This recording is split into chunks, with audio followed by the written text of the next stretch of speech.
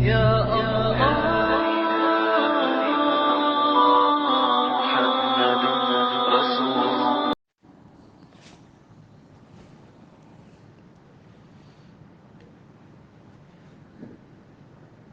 أعوذ بالله من الشيطان الرجيم. بسم الله الرحمن الرحيم. ولقد نصركم الله ببدر وأنتم أذلة فاتقوا الله لعلكم تشكرون. إذ تقول للمؤمنين ألن يكفيكم أن يمدكم ربكم ب3,000 من الملائكة منزلين. بلى إن تصبروا وتتقوا ويأتوكم من فورهم هذا يمددكم ربكم ب5,000 من الملائكة مسومين. وما جعله الله إلا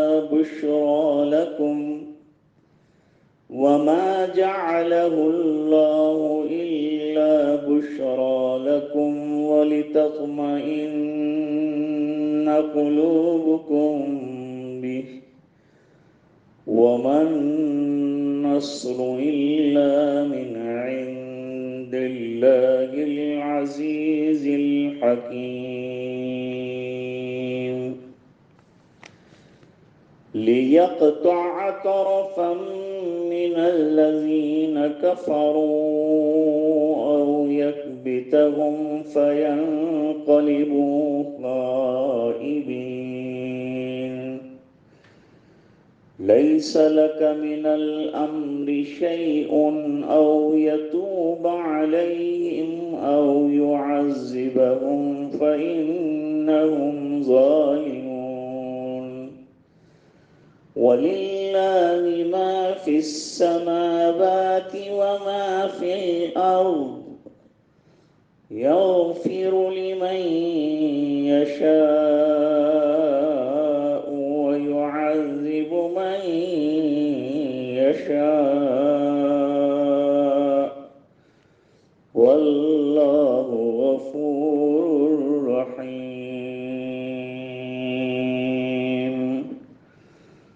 صدق اللہ العظیم.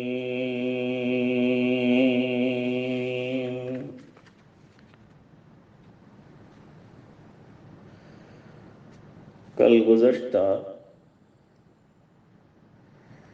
یہ تذکرہ ہوا تھا کہ اصل ذکر تو غزوہ احد کا چل رہا تھا، لیکن ضمنی طور پر اللہ تعالی نے غزوہ بدر کا بھی ذکر فرمایا اور ساتھ ہی یہ فرمایا کہ غزوہ بدر میں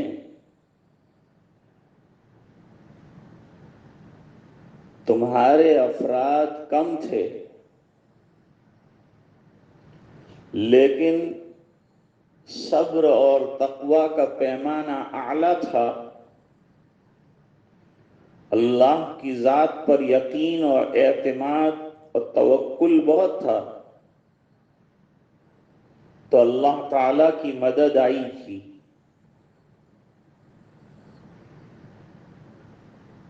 اور جنگ بدر میں غزوہ کسے کہتے ہیں؟ جس مہم میں خود حضور پاک صلی اللہ علیہ وسلم بنفس نفیس تشریف فرما ہوں اسے غزوہ کہتے ہیں. چاہے اس میں جنگ ہوئی ہو یا نہ ہوئی ہو، اور سریہ جو حضور پاک صلی اللہ علیہ وسلم دستے بھیجتے تھے، عمدہ عمدہ صحابہ کرام بہادروں کو چھانٹ چھانٹ کر، لیکن خود تشریف نہیں لے گئے، اس کو سریہ کہتے ہیں، تو غزوہ بدر میں افراد کم تھے، اور اللہ کی مدد آئی، اللہ کی نصرت آئی، فرشتے آئے،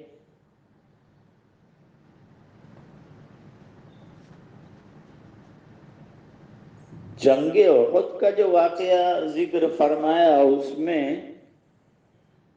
بڑا معجزانہ اسلوب قرآن کریم کا نقل واقعات میں رہتا ہے۔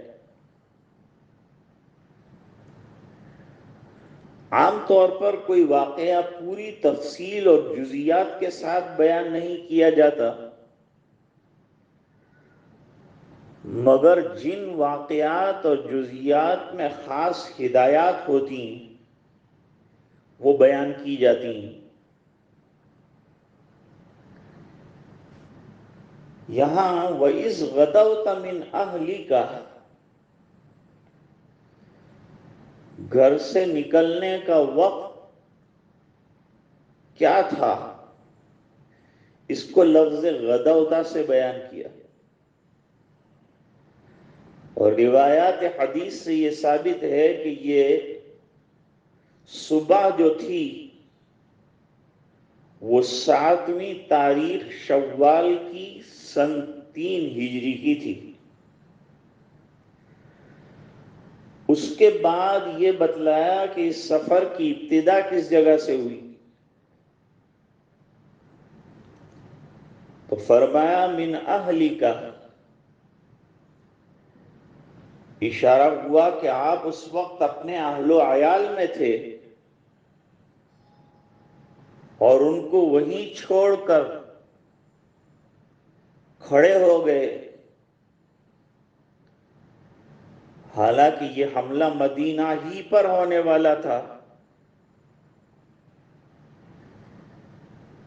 ان جزوی حالات میں یہ ہدایت مضمر ہے کہ جب اللہ کا حکم آ جائے تو اس کی تعمیل میں اہل و عیال کی محبت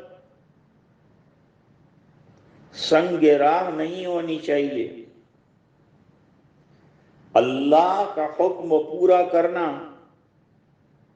اور گھر سے فوری طور پر نکل جانا یہ ضروری ہے۔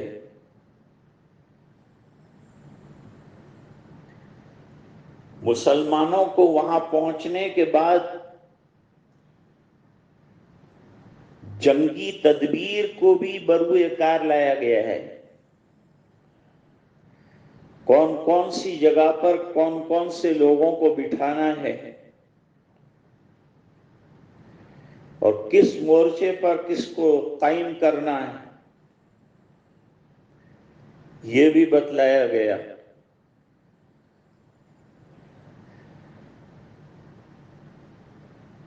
لیکن احد میں حضور پاک صلی اللہ علیہ وسلم کے ارشادات کے سلسلے میں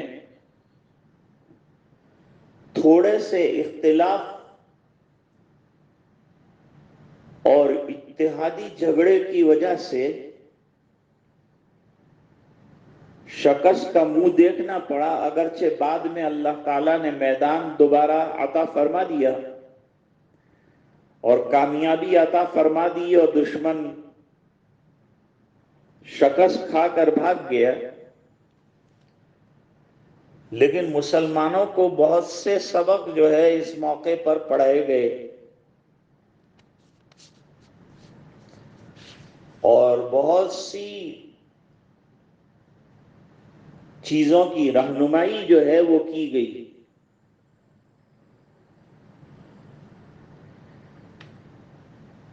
جنگ بدر میں ملائکہ کی مدد آئی تھی. ایک موقع پر فرمایا ثلاثۃ آلاف من الملائکۃ منزلین، 3,000 فرشتوں سے مدد کی جائے گی.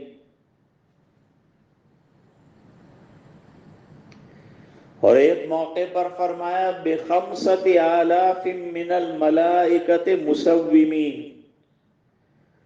منزلین میں بتایا کہ یہ اللہ کے حکم سے اتارے گئے تھے فرشتے. فرشتے نورانی مخلوق ہیں اور اللہ نے بڑی طاقت ان کو عطا فرما رکھی ہے.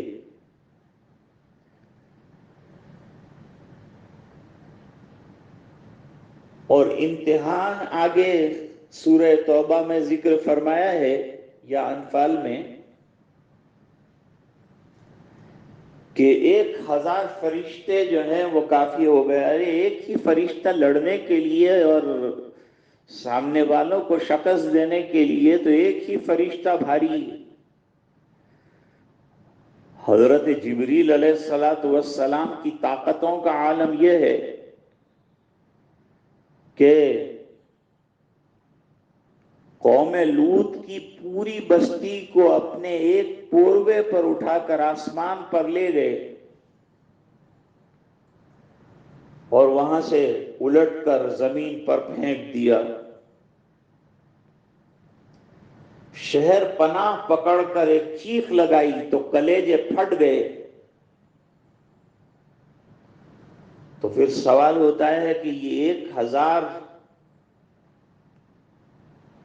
جو فرشتے بھیجے گئے یہ کیا لڑنے کے لیے بھیجے گئے تھے؟ اس کے لیے ایک فرشتہ کافی ہے. قرآن کریم نے جواب دیا ایک تو بشارت کے لیے ان کو بھیجا گیا، بشرا لکم. بشرا کے معنی بشارت، خوشخبری، گلیڈ ٹائڈنگز، اس کے لیے بھیجا گیا. اور اطمینان قلبی کے لیے بھیجا گیا کہ ان کو اطمینان رہے کہ ہمارے ساتھ ملائکہ ہیں.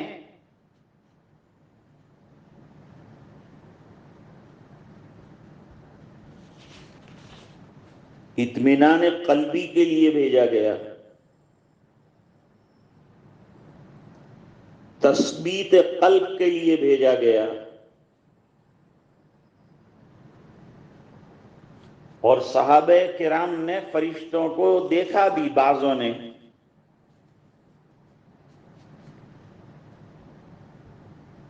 کچھ نشانیاں بھی پائی گئی جس سے مقابلے میں ان کا موجود ہونا معلوم ہو.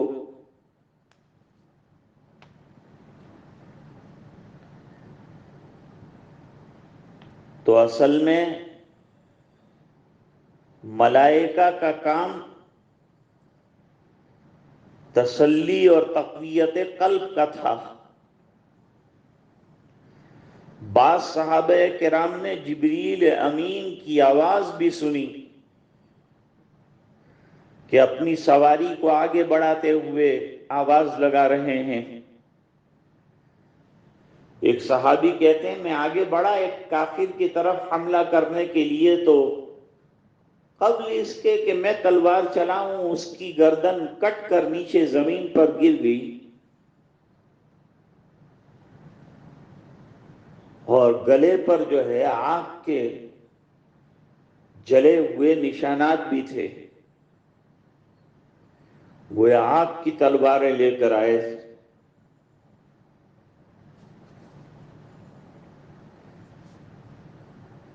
اب رہ گیا یہ معاملہ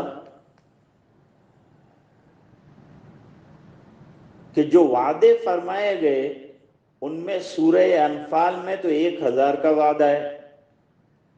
آل عمران کی مذکورہ آیتوں میں پہلے 3,000 پھر 5,000 کا وعدہ ہے. اس میں کیا حکمت ہے؟ بات یہ ہے کہ سورہ انفال میں مذکور یہ ہے کہ جب میدان بدر میں مسلمانوں نے مخالف کی تعداد 1000 دیکھی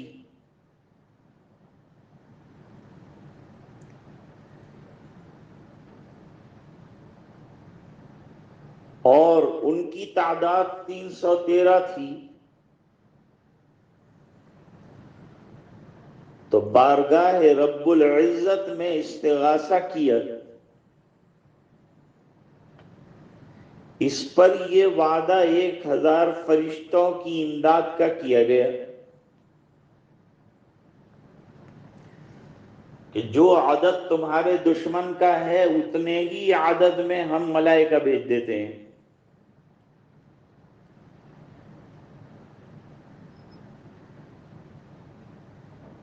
پھر آگے چل کر پتا چلا کہ اور بھی مشرکین ہیں تو وعدے کو آگے بڑھایا گیا. تم 300 ہے، ہر 100 پر 1000 کے اعتبار سے 3000 کر دیں گے. پھر خبر ملی کہ قرظ بن جابر محاربی اپنے قبیلے کے لشکر لے کر مشرکین مکہ کی امداد کو آ رہا ہے، جیسا کہ صاحب روح المعانی نے ذکر کیا.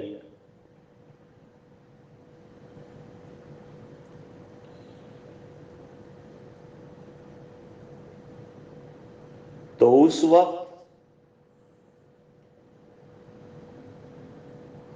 3000 کا وعدہ کیا گیا فرشتوں کے بھیجنے کا.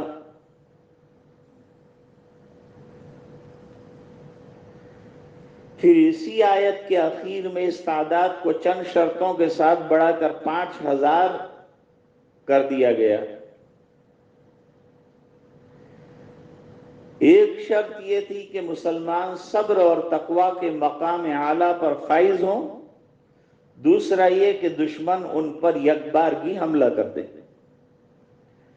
مگر ان دو شرطوں میں سے دوسری شرط یکبارگی حملے کی واقع نہیں ہوئی، اس لیے 5000 کی تعداد کا وعدہ نہ رہا. بہرحال ملائکہ کا بدر میں آنا اور نصرت کی کیفیت کیا رہی وہ میں نے آپ کے سامنے رکھی. یہ اسلامی تعلیمات ہیں، اسلامی تاریخ ہے. بہت سے لوگ بیچارے بور ہو جاتے ہیں، یہ کیا لے کر بیٹھے ہیں؟ ارے ترقی کرنی ہوگی، آگے بڑھنا ہوگا تو ڈرائیور کو دیکھا ہوگا کہ آگے جانے کے لیے پیچھے وہ جو ہے آئینہ جو ہوتا ہے وہ دیکھتا ہے اور پیچھے کا منظر دیکھتا ہے پھر آگے بڑھتا ہے. ہم کو اپنا ماضی یاد رکھنا چاہیے، اس میں ہمارے لیے سبق ہے. اسلامی تاریخ سے ہر مسلمان کو، جوان کو، خواتین کو واقف ہونا چاہیے. ہمارے بچوں کو بھی یہ تعلیم دینی چاہیے. کتنے غزوے ہوئے ہیں، کتنے سریے ہوئے ہیں اور مسلمانوں کو یہ کیوں کرنا پڑا، یہ سب باتیں ہمارے بچوں کے اور ہمارے نوجوانوں کے ذہن میں رہنی چاہیے.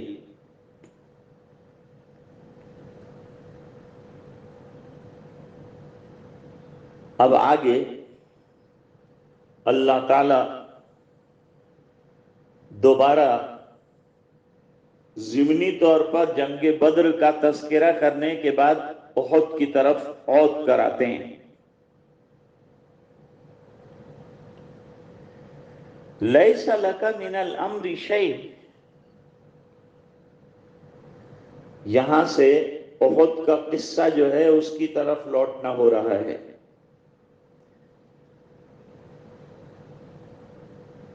اور اس آیت کا نزول کا سبب یہ ہے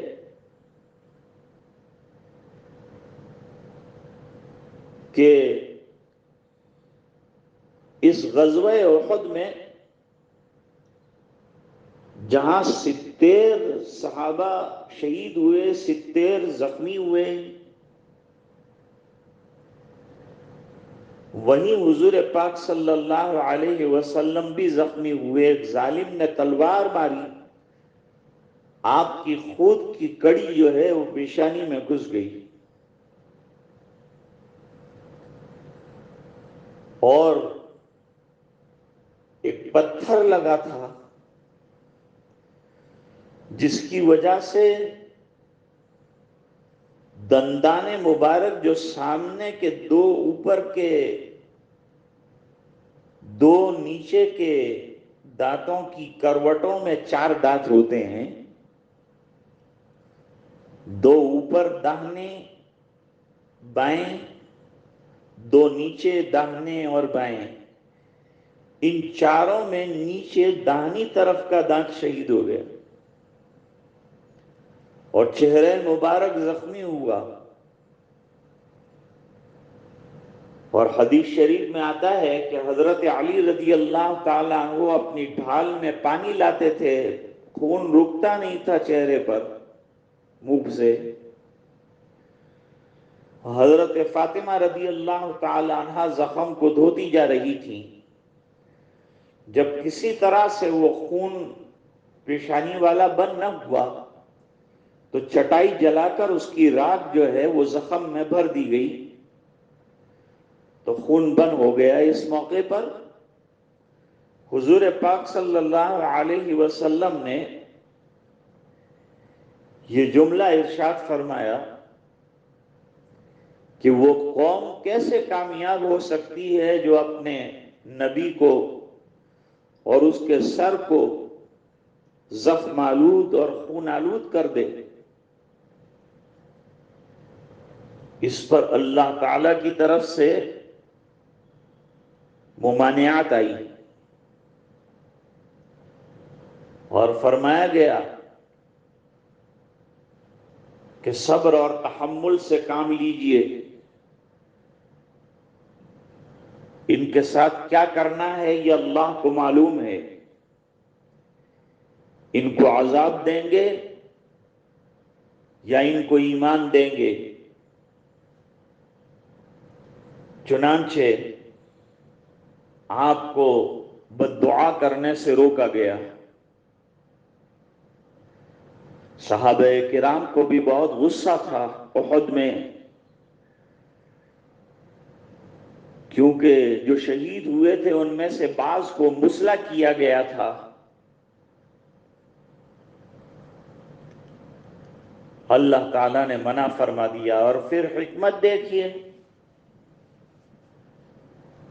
کہ خالد ابن ولید اور دوسرے جو حضرات تھے یہ تمام کو اللہ تعالیٰ نے دولت ایمان سے نوازا.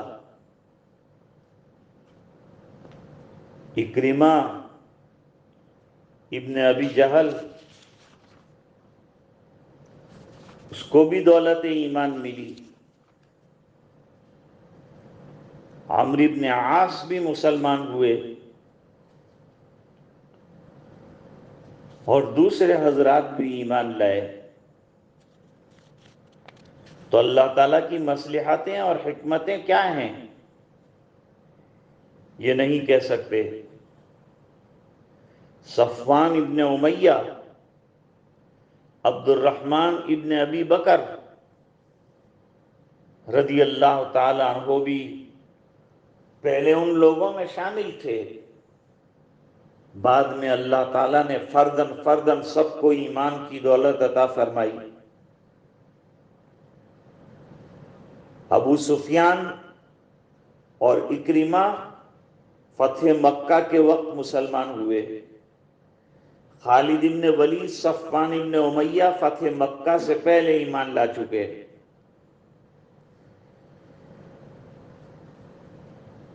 اسی طرح بعض دوسرے لوگ بھی حضور پاک صلی اللہ علیہ وسلم کے جانثاروں میں شامل ہو گئے. اللہ تعالیٰ فرماتے ہیں احد میں تو انہوں نے ایسی منہ کی شکست کھائی اس لیے کہ ان کا جو غرور کا سر ہے اس کو جھکا دیا جائے. یہ آئے تھے قلع قمع کرنے کے لیے، مسلمانوں کو ملیا میٹ کرنے کے لیے، لیکن اللہ تعالیٰ نے بتایا کہ سب طاقتوں کے مالک اللہ ہیں، تم کتنے بھی ہاتھ پیر اور اسلحہ کی طاقت لگا لو، کچھ نہیں ہوگا جب تک اللہ نہ چاہے۔ مسلمانوں کی بقا یہ حق تعالی شانہ کا وعدہ ہے۔ ہر زمانے میں ایک جماعت باوجود مخالفت کیے جانے کے دین پر دائم قائم رہے گی اور دعوت کا کام کرتی رہے گی۔ جنگ حنین میں مسلمانوں میں سے بعضوں کو تعداد کا ذرا غلغلہ ہوا کہ ہم آج تعداد کی بنیاد پر نہیں ہار سکتے۔ وہاں اللہ تعالیٰ نے شکست دے کر بتایا کہ شکست و فتح یہ سب اللہ تعالیٰ کے زیر حکم ہے۔ کم من فئۃ قلیلۃ غلبت فئۃ کثیرۃ بإذن اللہ۔ بہت سی چھوٹی جماعتوں کو جو ایمان والے تھے بڑی جماعتوں پر کافرین کی اللہ تعالیٰ نے کامیابی عطا فرمائی، ان کا قلع قمع کیا۔ یہاں بھی فرمایا لِيَقْطَعَ طَرْفًا مِّنَ الَّذِينَ كَفَرُوا، تاکہ کافرین کی جڑوں کو کاٹ دے۔ وہ آئے تھے کہ ہماری جڑیں کاٹ دیں گے، ہمارا نام و نشان مٹا دیں گے، لیکن جو اللہ کے حکم میں ہے بات، جو طاقت اللہ کی ہے، اس کے مقابلے میں کوئی نہیں آ سکتا، اس کے طاقت کا مقابلہ کوئی نہیں کر سکتا۔ وہ تنہا مدد کے لیے کافی ہے۔ اللہ تعالیٰ نے اخیر میں جنگ بدر میں بھی دوبارہ اپنی مدد سے نوازا۔ زمین اور آسمان اور اس میں جو کچھ بھی ہے یہ سب اللہ کا ہے، اللہ اس کے مالک ہیں، ہم سب اس کے غلام ہیں۔ سب چیزیں اللہ کے تصرف میں ہے اس کے تصرف میں یہ بادل، یہ ہوائیں، یہ گنبد افلاک، یہ خاموش فضائیں،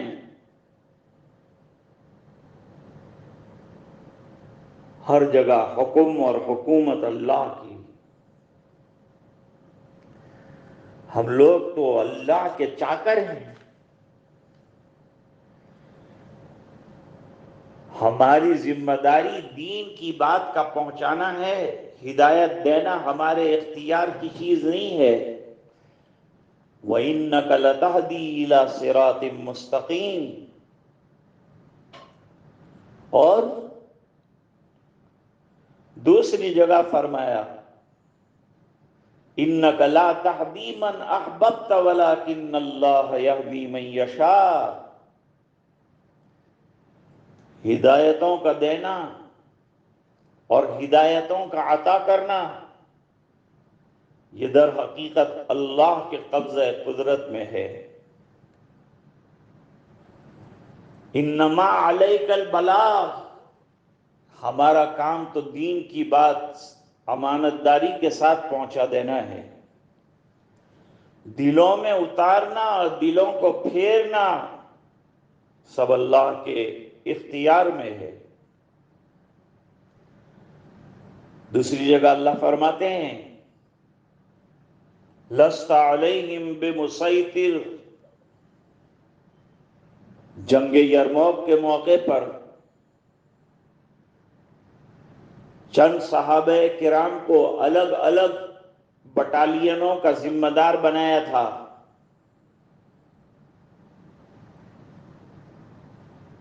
لیکن